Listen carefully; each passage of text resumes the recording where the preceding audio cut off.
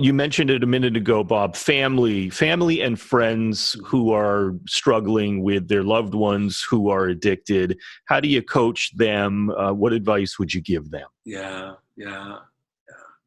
This is one of the places I have such appreciation for the 12-step tradition.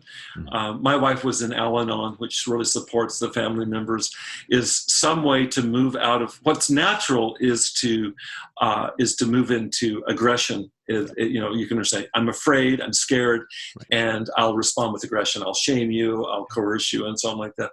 And so I really vote for resources for family members. I have huge sympathy because of my love for my daughter and my wife. I have huge sympathy for the damage, the incredible betrayals and disappointments. I don't feel any judgment towards family members. I want to provide a resource. So one of them is to see people like you for support. Another is to reach out to self-help support groups that are focused on that.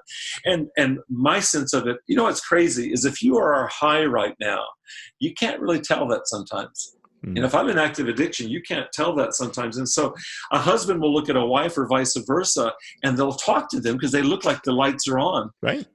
Well, they may be on, but there's no one home. And so I really like educating. I do a fair bit of this. In fact, when I was in Idaho in the morning, I met with family members. In the afternoon, I met with therapists. When I was in the morning, it's to educate them to understand that the typical things that you would want to communicate, like, David, I need you to change your behavior. They don't work with somebody who's in active addiction. I explain why that's the case. And so I do what I can to encourage them to leverage outside resources. Get this person to a therapist, get this person to a doctor, get this person to a treatment center, and so on, is that you can't out-logic addiction. You can't reason with it. It doesn't make sense to do that. So it's just, I feel as strongly an urge to educate the family members of addicts as I do with addicts. Is the family members are the resource, because you asked me earliest on, most addicts that I work with that are in recovery, they don't wake up one day and decide they're going to stop. It takes somebody saying, I've got a phone number, I've got somebody coming to pick you up, or worse, you need to get out of here, and kind of tough love.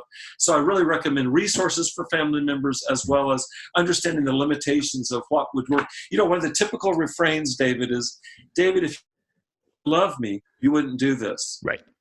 And there's not an individual I'm working with in addiction recovery that would say anything other than what I'm going to say right now, which is, I do love you, and I can't stop using. It's not about love at that point. It's just that the addicted brain will trump love and connection. And it's very painful to the person on the receiving end, but it's not about love. It's about the power. I'm not really a religious person, David, by nature, but I will say addiction is the devil.